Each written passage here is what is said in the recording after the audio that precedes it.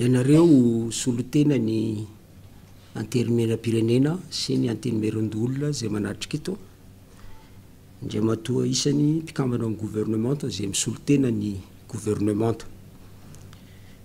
Ndray matoa isany filoham-panjakana teo aloha. Mesdames et messieurs les représentants du corps diplomatique à Madagascar. Ianareo filohan'ny antoko sy fikambanana maro samihafa. Ianareo olo manakaja zay tonga eto, tompoko lahy sy tompoko vavy. Raisiko voninahitra lehibe ho ahy ny mandray fitenenana eto androany amin'ity andro lehibe manatantara ity satria natokana anolorana ny charte de bonne conduite des partis politiques. Andro lehibe ho iaho satria sambany teo amin'ny tantara no nisy charte de bonne conduite afahatsika ary entsika miatrika fifidianana filoham-pirenena. Isaorako manokana eto ireo antoko lehibe n'antoko sy fikambanana politika maro izay nanao soni zao charte zao, izay natao hifampifehezana sy hifamatorana amintsika samy mpanao politika afahana manao fifidianana manaja ny fenitra républicaine sy tena démocratique tokoa, ka mba ialana amin'ny honohono sy ny ayay tsy havanana. Tsy adinany koa ny misaotra manokana ny Fondation Frédéric Ebert zay nitoana ny vondrona européenne nanome tantsoroka sy fiofanana ireo mpikatroka avy amin'ny antoko politika folo zay namolavola hatrany am-boalohany anty charte de bonne conduite des partis politiques ity. Madagascar dia anisan'ireo firenena taty Afrika amin'ny teny frantsay zay nametraka ny rafitra démocratique tany ampiandohan'ny fahaleovan-tena. Ny volana marsa 2017 tokoa mantsy dia efa nirositsika malagasy tamina fifidianana filoham-pirenena mivantana na élection présidentielle au suffrage universel direct. Ary tamin'izany fotoana izany dia efa nampiarina teto amintsika ny multipartisme. Taty amin'ny république faharoa na dia voafetra tao anatiny atao hoe Front National pour la Défense de la Révolution na ny FNDR ny antoko politika dia nisy ny adevitra malalaka tamin'izany ary najaina ny fenitra démocratique tao anatiny FNDR. Ary azo raisina ohatra amin'izany misy ray aman-dreny anankiray zay tato amin'ny leader Fanilo, ato amin'ny leader Fanilo na nandraikitra ministre tamin'izany, ministre ny fikarohana scientifique na ny recherche scientifique. Ary nisy ray aman-dreny anankiray tato amin'ny leader Fanilo ihany koa zay mpikambana monument tamin'izany fotoana izany nanohitra ny fanjakana. Nefa dia mpanolontsaina teknika tao amin'ny ministère ny fikarohana scientifique io nandritra ny 20 taona tamin'ny taona 320 ka hatramin'ny taona 107. Nefa tsy nisy tamin'izany na ny filoham-pirenena Dider Ratsiraka na ireo premier ministre anankiroa, roa ny fandimby tsy nisy na ny ray aza no niteny tamin'ilay ministre zay tsy izy fa Rabesa Zafer Antoine tamin'izany hoe esory tao mpanolontsaina teknika anao io fa mpanohitra ny fanjakana. Taty amin'ny république fahatelo dia niarahantsika nahalala izany filoha Zafalibert zany izay nanana ny fanetretena tokoa na dia filoham-pirenena azy dia nametraka ny tenany teo ambanin'ny lalàna. Ka mahatonga antsika androany hatramin'ny androany dia miantso azy hoe ray ny démocratia teto Madagasikara. Tamin'izany fotoana izany angamba no azo ilazaina fa nalalaka tanteraka ny fanehoan-kevitra, tsy nisy fanelingelenana ary tsy nisy famoronana dossier fa dia navela ny teny zay heveriny fa mety ho an'ity firenena ity ny mpanao politika rehetra. Ka na dia nisy azy ny motion d'empêchement tamin'izany dia tsy nanohitra an'io ny filoha Zafalibert fa nanaiky an-tsakany sy andavany zay fanapahan-kevitra no raisiny ACC momba azy. Ny leader Fanilo manokana dia mpatsehivika etona fa hatrany am-boalohany tamin'ny namoronana azy tany amin'ny taona 2017 dia efa nitaky niny fanovana ny fanaovana politika teto Madagasikara. Ary ny 10 marsa 2017 zahay leader Fanilo dia niantso ny antoko politika nisy teto tamin'izany zay teo amin'ny 20 mahery teo tao amin'ny Palais des Sports ka nantsonay hoe betsaka loatra nisy ny antoko fa tokony ho ahena ka izahay dia vonona ny mafa ny anaranay mba ho efatra na 10 nisy ny antoko satria raha maro loatra ny antoko politika dia manahirana ny vahoaka ny misafidy rehefa tonga ny fifidianana.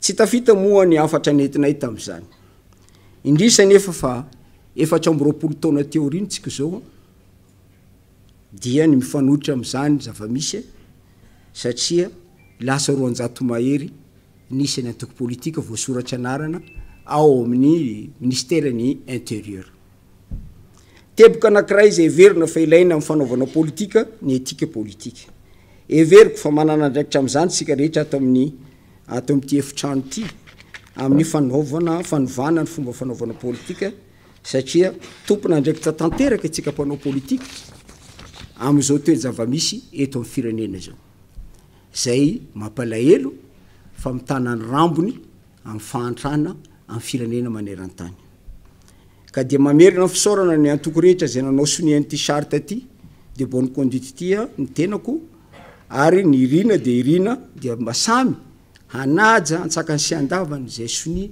nataony ny tsirairay ka ampanjaka tanteraka ny tena demokrasia tsy amin'ny fifidianana filohan'ny republika ho avy io ihany fa hatramin'ny fifidianana rehetra manaraka eo koa misaotra ihany koa ny CENI sy ny HCC amin'ny ezaka lehibe zay nataony zareo amin'ny fanomanana ny fifidianana nefa na dia eo azy zany ezaka ataony zareo zany dia mbola mitoetra foana sy mitombona hatrany ny ahiainy maro makasika an'ireo androm-panjakana anankiroa ireo ny antony dia